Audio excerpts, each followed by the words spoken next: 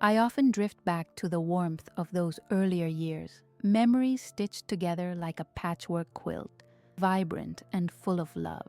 My son, Daniel, was the center of my universe, a bright spark ignited by my unwavering devotion. Late nights spent poring over school projects became the backdrop of our bond. I can still feel the weary ache in my fingers as I guided him through math problems after countless shifts at the diner. "Just one more hour, Mom. I can do this," he'd say, his earnest brown eyes sparkling with determination. I would nod, battling my exhaustion for his sake. Each sacrifice built our connection stronger, from budgeting every dollar to support his dreams to cheering from the bleachers during Little League games. Every moment spent together became a cherished thread, binding us in an unshakable relationship. On lazy Sundays, we'd curl up on the couch under my faded quilt, the fabric cool against our warm skin, watching our favorite shows. The aroma of my homemade potato soup, rich and hearty, filled the air, comforting us as we shared laughter and stories. Those fleeting moments provided a safe harbor against the turbulent waters of life, and I embraced them fully, believing they would sustain us. But as Daniel grew, the first whispers of unease began to gnaw at the edges of my heart. It all shifted when she entered our lives, a glimmering image of modernity, effortlessly poised. I had wanted to welcome my daughter-in-law wholeheartedly, hoping for her to embrace the family I had painstakingly built. How naive I had been. At first, her beauty captivated us all, but soon I began to notice the sharpness hidden behind her smiles, the subtle way she turned my contributions into mockery. A backhanded compliment here, a dismissive comment there, layered like the dust settling on the fond memories we had. The warmth I had nurtured slowly faded as I sensed her rising contempt, leaving my spirit chilled. Amid all this turmoil, Daniel became an unwilling spectator, complicit in this troubling new dynamic. His silence spoke volumes. His lack of defense pierced deeper than the petty remarks slung by his wife. We had been so close, but now our bond felt tethered to the shadows of her manipulation, dulled by her control, leaving me grappling for footholds amidst the shifting sands. In those fleeting moments, as the smell of baked goods filled our home, I felt the laughter thin, as if my affection was slowly being siphoned away. Each dinner together transformed into a battlefield, with my heart fighting to reclaim its rightful place. I clung to the memories, where love was palpable and not weaponized, whispering to myself, "They can mute me at the table, never in my heart." The mantra began to anchor me, a latent promise of resolve simmering beneath the surface as I prepared to fight for my dignity. Now, I will move on to Block 2, the arrival of the daughter-in-law and first signs. The day she arrived was crisp, sunlight breaking the horizon as if heralding a new beginning. I had rushed to the local bakery, eager to fetch fresh pastries, hoping to mark this moment in style. Welcome to the family, I had thought, baking my own secret mix of anticipation and love into each golden pastry. The smell of buttery croissants filled my kitchen, intertwining with my excitement as I laid the spread on the table. Vibrant fruits, freshly squeezed juice, and fragrant coffee brewed to perfection. Her entrance was nothing short of cinematic. When the door swung open, she floated in, her designer dress hugging every curve, hair cascading like a waterfall. I offered a welcoming smile, my heart swelling. Daniel stood beside her, arm possessively draped around her waist, entirely enchanted. Their laughter punctured the air, bright but somehow dissonant, a melody that shifted with a hidden cadence. As we gathered around the table, sincerity dripped from my voice like syrup. "I'm so glad you're here, Emily. We've been looking forward to this." I reached for her hand to convey warmth, but she pulled back slightly, a flicker of disdain in her eyes that I struggled to understand. "Oh, how sweet! But I hope you don't mind if I tweak your recipes a little," she replied, her tone rich with that disarming sweetness that soon turned sour.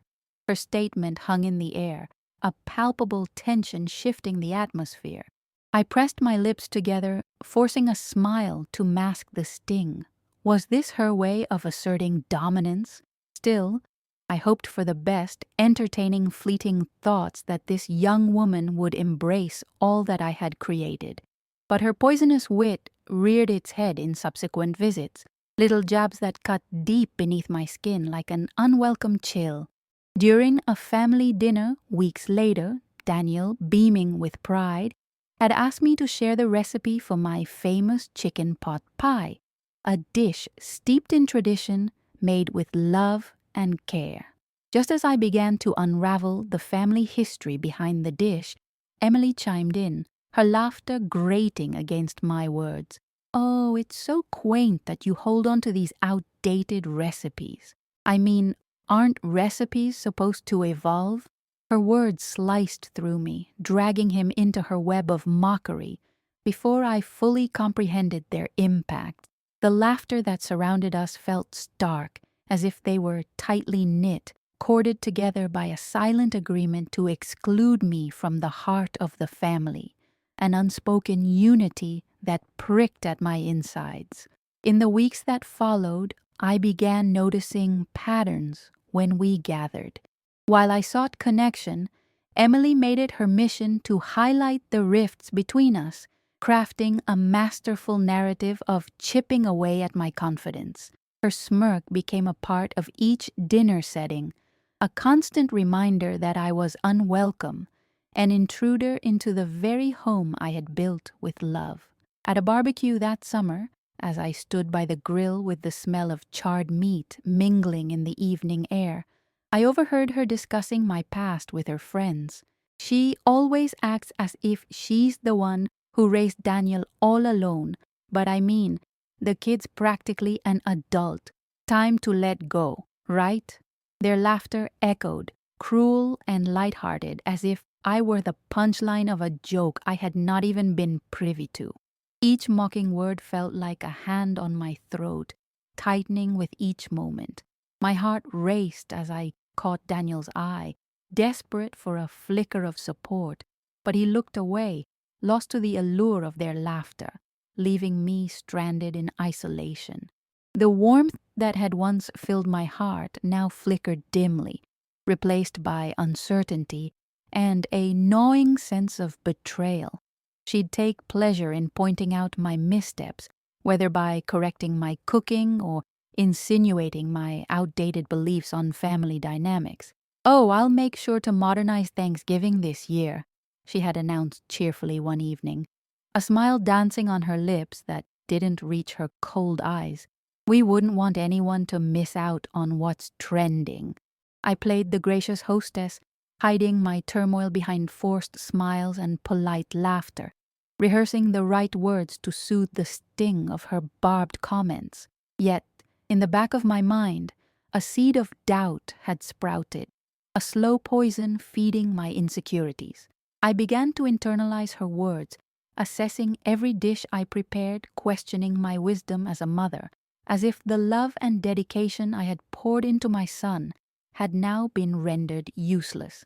As the days bled into a steady rhythm of unease, I fought against the tide of despair, determined to hold on to the remnants of my precious relationship with Daniel. Deep down, I repeated my mantra again. They can mute me at the table, never in my heart. It became a flickering candle of hope amidst the gathering storm, an internal commitment to confront the growing darkness. While I prepared for our next gathering, I felt a shift, an ember of resolve igniting within me. This was no longer just about the playful jabs and subtle snubs. It was a battle for my rightful place, a reclamation of dignity that I refused to surrender. I would confront this toxic web woven around me, redirecting the narrative from one of silence to one of strength. This fight had just begun. Now I will move on to Block 3. Silent humiliations. Tension reigned every time the family gathered, transforming the warm glow of my home into an icy battlefield. I prepared for each event, hoping to weave magic into meals that once drew us together, only to find myself cast as the antagonist in a cruel jest directed by my own daughter-in-law. I'll never forget that Sunday afternoon when I entered the kitchen, ready to prepare my famous lasagna, each ingredient pulsing with memories of laughter and love. But as I prepped, I could hear the seductive, unrestrained laughter from the living room between Daniel and Emily. The sound felt more like a warning bell, drowning out my own thoughts and intentions. Emily soon appeared, her presence a looming shadow. "What's cooking?" she asked, feigning interest while studying my hands. I met her gaze, willing myself to appear unfazed. "Lasagna," I replied, my voice steady. Her eyes sparkled, but the smile felt loaded with mischief. "Oh, you should really try adding zucchini instead of noodles next time. It's such a healthier choice," she said, her voice dripping with saccharine condescension. My heart sank. What started as a genuine love for sharing my cooking was turning into a battle of wills. Trying to maintain composure, I busied myself with the sauce, hiding my tightening throat and the urge to snap back. But as I layered the ingredients, I could feel her watching me, her laughter circulating back into the room, trailing the edges of my confidence. Dinner was served, delightfully steamy and fragrant, but it became an echo chamber for her jabs. "Wow, this is quite rich," she exclaimed, her laughter piercing through my pride when she turned to the table. "Mom's secret recipe, right?" Daniel chuckled, a slight frown flickering across his face, unable or unwilling to challenge her that night. As Emily continued to dissect our meal, my irritation blossomed into an unbearable tightness in my chest. Each subtle jab eroded the warmth I'd crafted over the years, replaced with a damning chill. I grasped at my fork, forcing myself through her taunts while the guests chatted, their voices weaving a fabric that excluded me, isolating me like a frayed thread. Days turned into weeks, with another family gathering awaiting me, Daniel's birthday. I threw myself deeper into preparation. The table soon adorned with colorful balloons, a centerpiece filled with fresh flowers, and the best apple pie I could bake from scratch, each slice representing love and care. But with Emily's presence lurking nearby, it felt like I was fencing with shadows each moment. That evening, I caught her eye as I served dessert. "Apple pie again? How sweet of you. But you know, Daniel loves a good store-bought cake," she chirped, tilting her head. The laughter of guests swelled, their amusement hitting as hard as any insult. My heart fluttered with a painful unraveling as I nodded along, a facade of grace obscuring the hurt. I was sitting at the edge of our gatherings, my laughter a mere echo among the laughter she directed. The bobbed comments struck deeper each time, yet Daniel stood by, somehow oblivious, pulled into the orbit of their inseparable camaraderie. With each cutting remark from Emily, my heart sank further. But I could no longer let this dynamic define me. As days turned into evenings marked by Emily's unrelenting jibes, an ember kindled within me. I uttered my mantra quietly. They can mute me at the table, never in my heart. Each iteration reminded me that the love I had put into raising Daniel was not only valid but powerful. Determined, I began to formulate a plan, not for confrontation but for reclamation. The gathering no longer held warm memories. It simmered beneath the surface, waiting for me to challenge the narrative that had belittled my constant efforts. It was time to shift from being the passive combatant to taking charge and reclaiming my dignity. As the next family event loomed on the horizon, the echo of laughter draped heavily over me.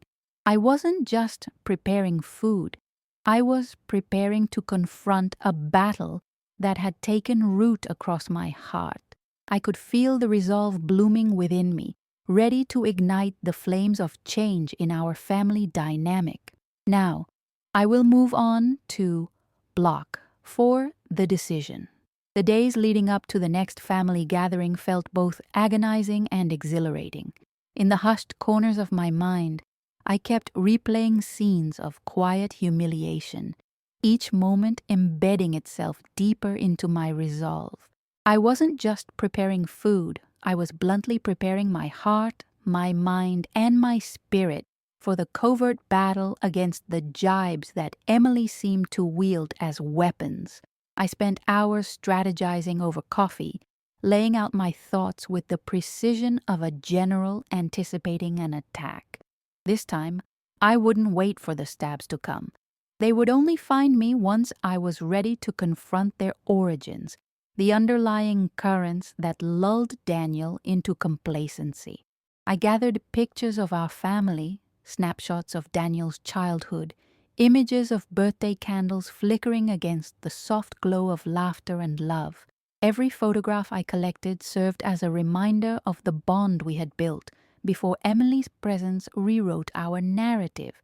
Smiling faces and snowy days at the park surged through me like a flood of strength, each image an affirmation of my role as the mother who had cultivated him from the ground up. I dove into planning the menu for the gathering, which just happened to coincide with Daniel's promotion, an event that might have once felt joyous, but instead I approached with calculated focus.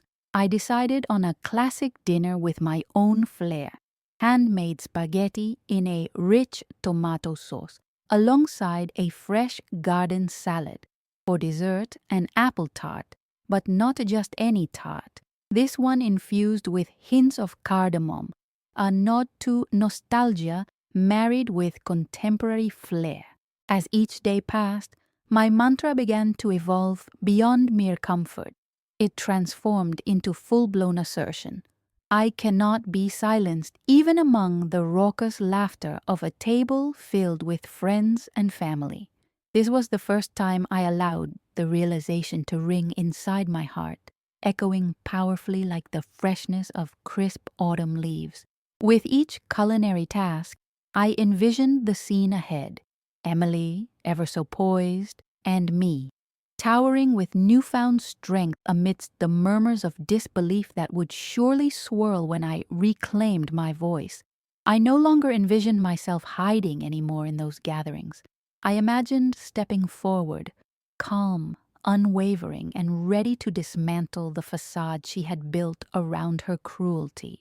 The day of the celebration dawned bright. Sunlight spilled onto my kitchen counters, warming my resolve as I put the finishing touches on my meal, stirring the sauce while the pasta boiled to al dente perfection and arranging the salad vibrant with greens. I longed for harmony and laughter to return to my home, but this time on my terms. As guests began to arrive, the mood surged like the bubbling pot on the stove. Daniel greeted everyone with enthusiasm, mingling with his friends.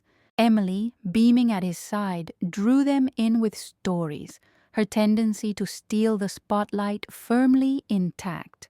And as I witnessed her effortlessly drawing them under her shiny web, I felt my breath quicken. But I summoned my strength and positioned myself nearby, quietly supportive of Daniel while bolstering my own resolve. "Dinner's ready," I called out, when the scent of my sauce filled the air, wrapping around the guests like an embrace. There was a pause. A murmur of surprise shot through the lingering laughter, and I took the opportunity to welcome everyone to the table, sweeping aside the usual embarrassment that tainted my voice in their presence. As we gathered around, I remained attentive to Emily's little jabs, keenly aware that they might fly, and they did. "Mom, don't you think this sauce is so homemade?" she remarked, a slight edge slicing through her words as she waved her fork in the air. I acknowledged the slight with an internal steeliness, not allowing it to puncture my newfound grace. Instead, I took a deep breath and met her gaze, realizing this was my moment, the opportunity I had been preparing for. "Why, yes, Emily, I love this recipe. It's a family tradition," I replied, ensuring my tone was warm yet firm. I could feel the shifting air at the table. Guests exchanged glances, uncertain of how to react. Daniel blinked.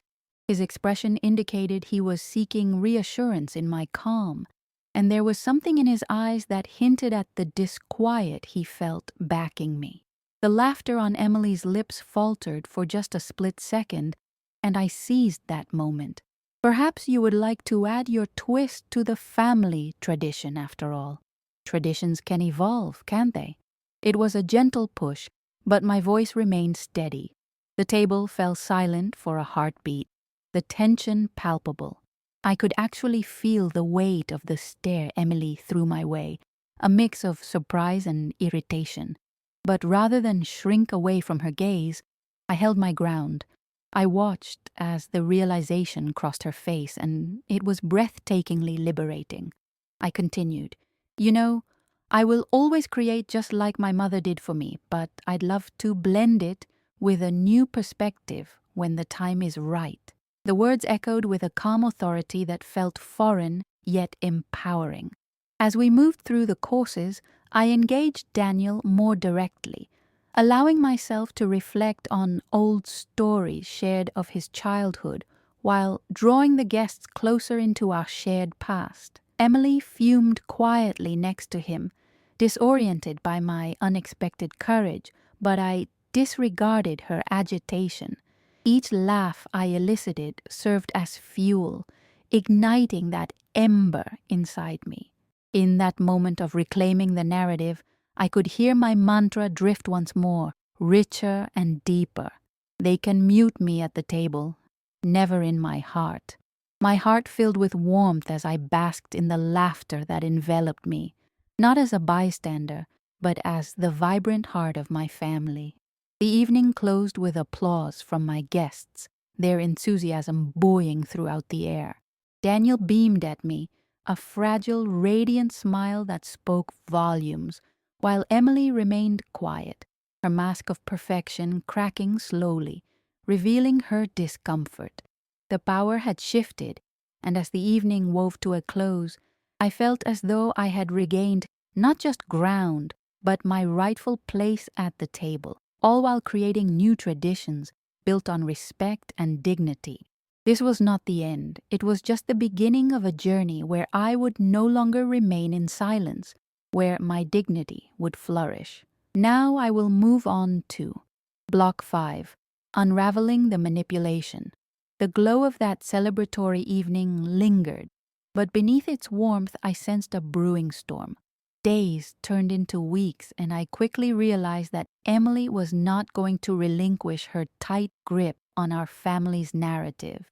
Instead, her passive-aggressive remarks grew sharper, targeting my every move like arrows aimed directly at my heart. It began with an innocent text from Daniel asking if we could meet for coffee. As I entered the bustling cafe, the aroma of freshly brewed coffee wrapped around me, igniting a bittersweet feeling. I spotted Daniel, and his smile held a sliver of concern that pricked at my resolve. "Mom, is everything okay?"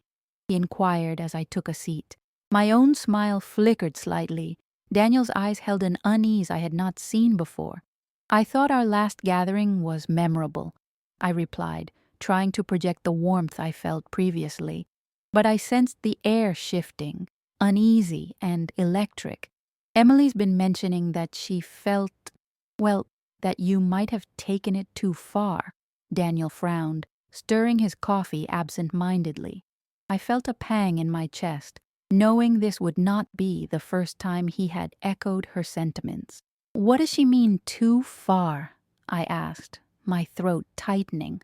The chilling undertone of Emily's comments felt not just like an affront, but an overt attack on my role in Daniel's life.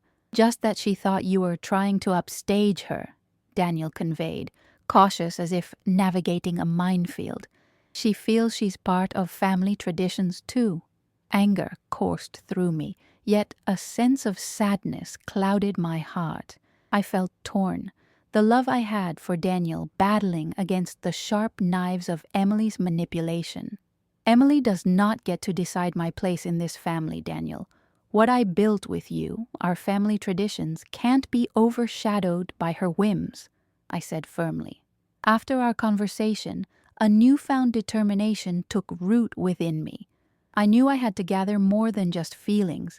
I needed evidence to expose the manipulation that had entwined itself around us. This wasn't just about me, it was about our family, and I refused to let Emily dismantle it with her insidious tactics. I began reaching out to family members, weaving together casual meetups. Coffee with my sister-in-law Margaret turned into a conversation where shared stories and knowing glances revealed the truth behind Emily's facade. "I've seen what she does," Margaret said, her voice low and uncomfortable. "The way she speaks, it's always masked as concern, but I can feel it under the surface. Every interaction peeled back layers of the emotional turmoil Emily created. Memories of Daniel's upbringing shared empathy and fortified my resolve. I began to see the pattern. Emily's charm hid barbs poised to wound from within. The more I learned, the more empowered I felt to reclaim my space. Each detail I gathered painted a fuller picture, one that would help Daniel see the truth without clouded judgment. I wanted to illuminate the manipulation through simple honesty rather than create more conflict. Eventually, I reached out to him once more, sending a text that read, "Can we talk? It's important." The response arrived quickly, his eagerness palpable. "Of course. Where?" We agreed to meet at our usual cafe, vast sunlight pouring through the windows. As I approached the table, I could see the furrow in Daniel's brow, a sign of caution mixed with curiosity. "Mom, what's going on?" he asked, and I knew that the conversation was about to take a crucial turn. "Daniel," I began, feeling my heart race, "I've seen how Emily's comments affect you, and it's unsettling us both. She doesn't see me or our history. She wants to rewrite it." "I don't think she means it that way," Daniel replied, defensive yet willing to listen. "Whether intentional or not, her comments drive a wedge. Conversations that feel innocent have meanings buried underneath. It's hard to navigate," I said, my voice steady as I opened the door to understanding. As I laid out the moments, how her jabs disguised themselves as criticism normalized by playful laughter, I heard Daniel inhale sharply. I could see the flicker of comprehension dawning within him. "What do we do?" he whispered, the weight of his words hanging in the air. "We need to confront this together. It's time to acknowledge the manipulation, to strengthen our family structure, rather than let her tear it apart." My conviction seemed to breathe new life into our conversation. I assured him that this was not about a divide. It was about reclamation, reclaiming not just my role, but our essence as a family. By the time we finished, I sensed an evolving clarity in Daniel. His gaze softened and his understanding deepened, reflecting the truth that lay beneath my assertions. We were moving toward a united front, ready to challenge Emily's influence. That very evening we had a family dinner planned, and my heart thudded as I prepped in the kitchen, knowing that it would be the stage for the revealing of Emily's tactics. First, I focused on preparing a classic dish, one packed with memories, and as I decorated the table, I uttered my mantra for strength. "They can mute me at the table, never in my heart." Once everyone arrived, the laughter began. I watched as Emily navigated the interactions, specimen in the web she spun, spinning tales and lives into confusion. But this time, I was armed with my knowledge, and Daniel stood ready to support me. "Emily," I interjected, "do you remember some of our family traditions? Let's talk about how they evolved over the years." Her smile had faltered slightly, but she quickly regained composure, launching into her own version of our traditions. Sensing my new resolve, she tried to poke fun at my recollections. However, I held steady, anchoring in the truth we had recast. As the meal unfolded, conversations shifted. Daniel stepped in, gently nudging the narrative back toward shared memories, countering Emily's retorts. Her eyes darted from one person to another, the pressure mounting as support for me became palpable.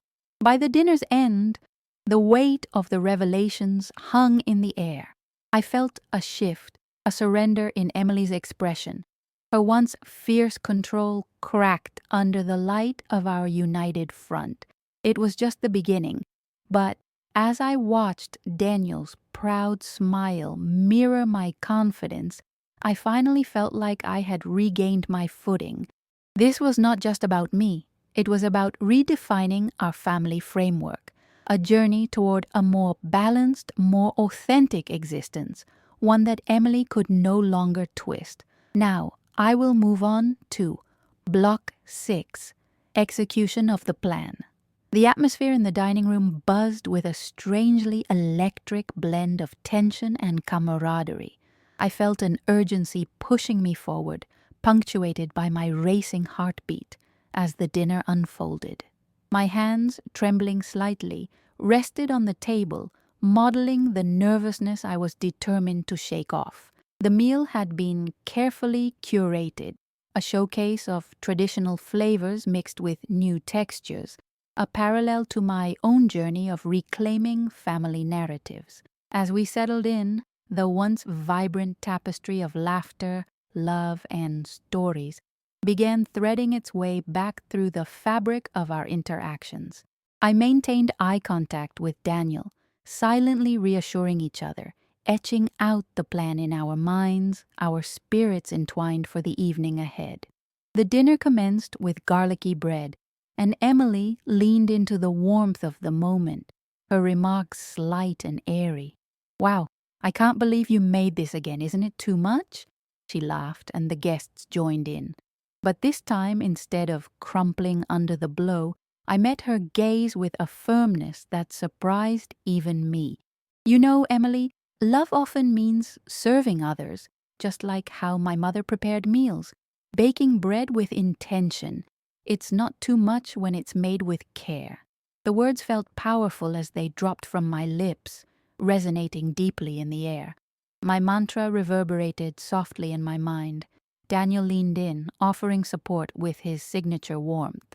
"Mom's never been one to shortchange the family, and we all appreciate what she does." His voice carried assurance, and the way Emily's smile faltered momentarily ignited a fire within me. We delved deeper into the gathering's heart, passing dishes and sharing traditions. Moments that once belonged solely to me began to shift back to their rightful place. As the conversations flowed and laughter bubbled, I navigated Emily's snide remarks like a dancer aware of the rhythm in the air. Each attempt she made to undermine me only further solidified my resolve. She was losing her grip. At one point, a family member leaned toward me, eyes twinkling. "Your apple tart, the recipe you shared, it has been wonderful. I never knew it came from you." The words cascaded like crisp autumn leaves, and I felt lightness unfurling within my spirit. This was confirmation the familial love I shared, the traditions I cherished, could outshine the shadows Emily cast. "Thank you. It's a recipe from my mother, and I can't wait to see if you all like the cardamom twist," I replied, glancing at Daniel. In that moment, I saw the proud smile blossom on his face, a simple yet powerful reflection of our collective stance. As dessert arrived and the conversation swirled, I felt a tension brewing between Emily and Daniel, each exchange brewing beneath layers of polite laughter. Suddenly it exploded as she turned to Daniel, excitement bubbling over as she said, "So, Danny, don't you think that it's time to tell your mom how we've planned the next family gathering? It will feature a fully new menu." I exchanged an uneasy glance with Daniel, a silent exchange of understanding. I could feel the air grow sharp as Daniel hesitated before he spoke. "We haven't finalized anything, Emily. I also wanted to incorporate some of Mom's traditions." The irony of her words hung there, tantalizingly poised for me to grasp. I felt the satisfaction of a hunter adeptly poised to capture its prey. Family gatherings are about coming together, Emily. They thrive on the love we create in those moments. Traditions and innovations can coexist beautifully, I interjected skillfully, pulling the focus away from her planned shift. I can introduce something new too. We could have a potluck style where everyone brings something, Daniel offered, eager to diffuse the tension. I could see the hesitance in his eyes, but he wore his support proudly, ready to back me up no matter what came next. Emily faltered, her demeanor teetering between forced laughter and crackling hostility. "Yes, but we all know who makes the best dishes, right? I thought I would handle the menu entirely," her voice laced with mock condescension. My heart raced. This was it, the moment of reckoning. "Emily," I said evenly, "we've always enjoyed sharing the load, making it a mosaic of flavors and connections. It's not just your recipe book." The words hung in the air, and the moment felt suspended in time. Daniel interjected, glancing between us both. "Mom is right. It's about all of us. This is a family affair." I sensed the crowd leaning in, intrigued by the unfolding dynamics.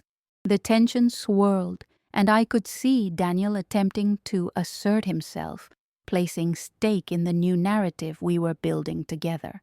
Emily's eyes narrowed, her veneer of charm slipping away. "Seems like you're taking charge again," she threw back, her voice dripping with condescension. "Taking charge isn't the same as controlling, Emily," I replied, voice calm but unyielding. "We can balance respecting traditions while introducing new ideas. It only strengthens our relationships." The palpable silence that followed was deafening. Daniel's reassuring presence anchored me, grounding me in this challenging moment. I felt the energy shift, the undercurrents that had long held sway beginning to crack, revealing the light of possibility. As dessert plates were cleared and laughter grew more genuine again, Daniel and I exchanged glances filled with shared understanding. Despite remaining tensions, unity felt like the fortress we had begun to build against Emily's attempts to manipulate our bond. The evening closed with a new chapter seemingly drawn between us, marked by integrity I'd fought to reclaim. We made pledges, promises to each other, to our shared past, and to the family we were creating anew. With every glance and every smile shared among us, I could see the threads of my mantra woven into the fabric of our discussions. "They can mute me at the table, never in my heart." This time, I felt it resonate within every interaction, reminding me that dignity need not fade in the face of opposition. As guests began to take their leave, I caught Emily's eye, a fleeting moment wherein I could see the cracks widening in her facade.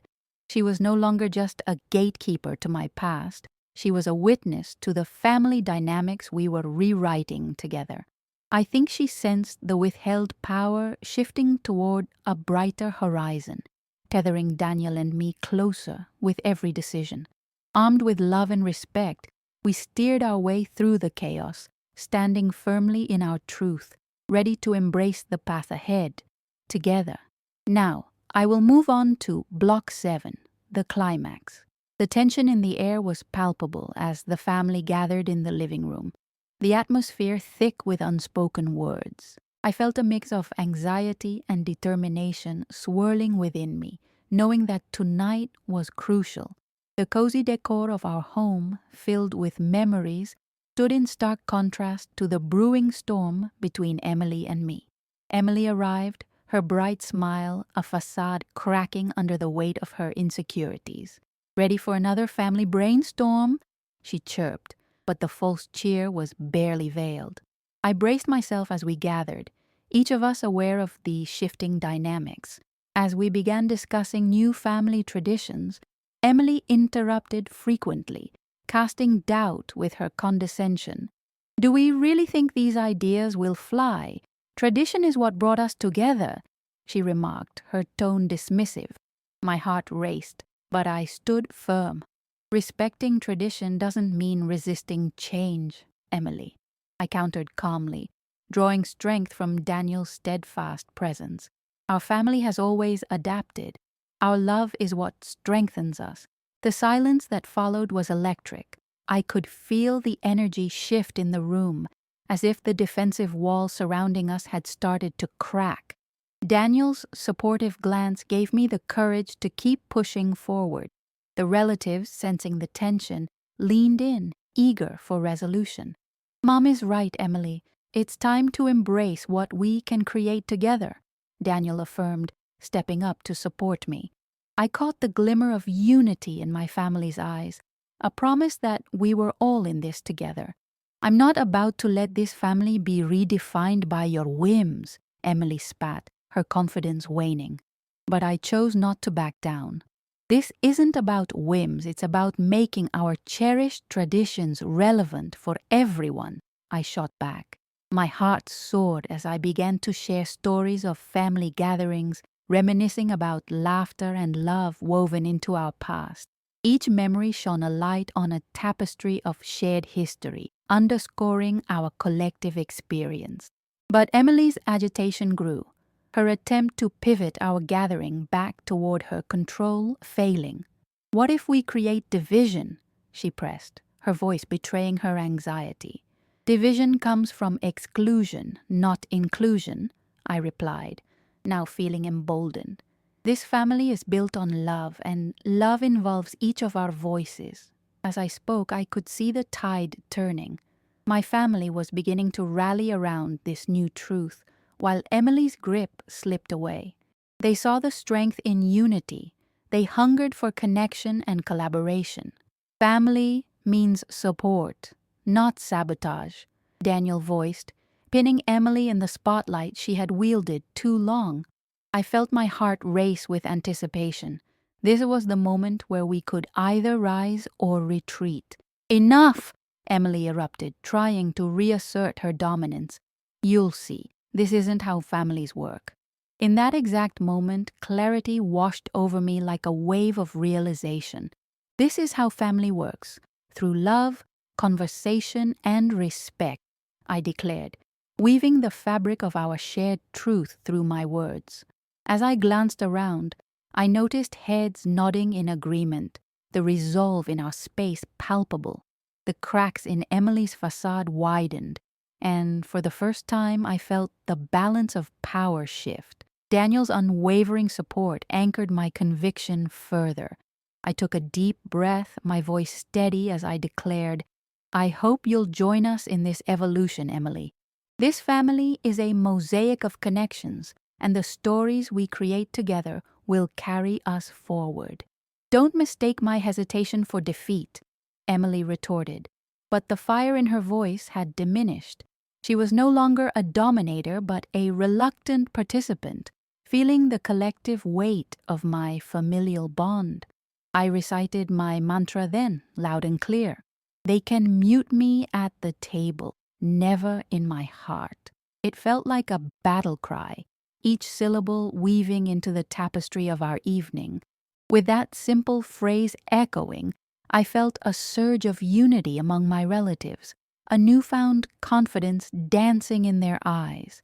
No longer would Emily's manipulations dictate our family narrative. We had all collectively severed the ties that bound us to her skewed influence. In that moment, we stood resolute, our foundation stronger than the attempts to tear us apart. I welcomed the warmth of shared understanding and unconditional love. We were ready to face whatever would come next, setting forth on the path of renewal together. Now I will move on to Block 8, Resolution.